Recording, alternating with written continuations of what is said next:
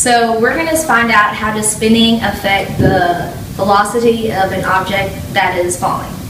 And for our hypothesis, we said that an object that is spinning will fall faster. We're gonna take two objects and a water bottle, and we're gonna take a folded box, and then we're gonna drop them at the front of buyers. And the water bottle shouldn't be affected by the wind because it's a cylindrical and it's heavier. And the folded box should be affected by the wind because it has a base and it's gonna be lighter. So see, here goes nothing. So we're going to be dropping this bottle off of here, and I'm just going to go ahead and hold it at arm's length so that when I drop something else, it's also going to be at arm's length. That's just the standard, so we know it's from the same height.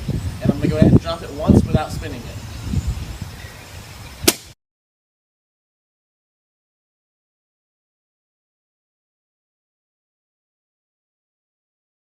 Okay, I'm going to go ahead and drop it again, this time spinning it, again at arm's length.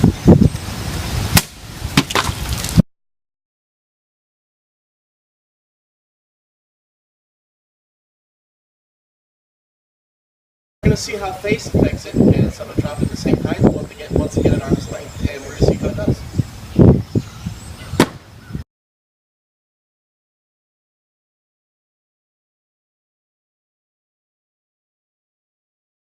Do the same thing but spinning it and see how that affects it.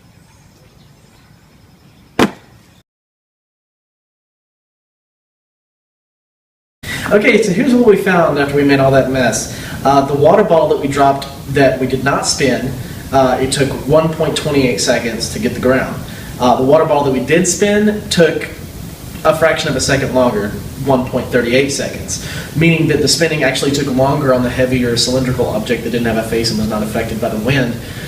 It took longer when it spinned instead of when it didn't spin. So that is something that we kind of thought might happen with the wind and everything. And then the box, when it was dropped, when it was not spinning, it took 0.89 seconds, and when it was spinning, it took 0.78 seconds. So in the end, what we found is that the object that was lighter and had a face and was affected by the wind actually took less time to hit the ground when it was spinning than the other one, which took longer. So that's what we found from that. In conclusion, part of our hypothesis was right on one object and not on another due to the wind and the weight of the objects. Okay, so if we could do this again with more time and more money, what we would do to try to further our hypothesis, since it wasn't necessarily proven wrong, but it wasn't proven right either. Well, proved is kind of a silly term to use, but one object showed that spinning made it go faster, the other object showed that spinning made it go slower. And so what we need to find out is what made it do that on the box, which was lighter and had a face that was affected by wind. So what we would try to do if we could do this over again with more time and money is we would try to find an object that had a face and was affected by wind and weighed the same as the object that didn't have a face and was affected by wind to find out if it was the weight or if it was the wind face that caused the object to fall faster when it was spinning. So that's what we would do.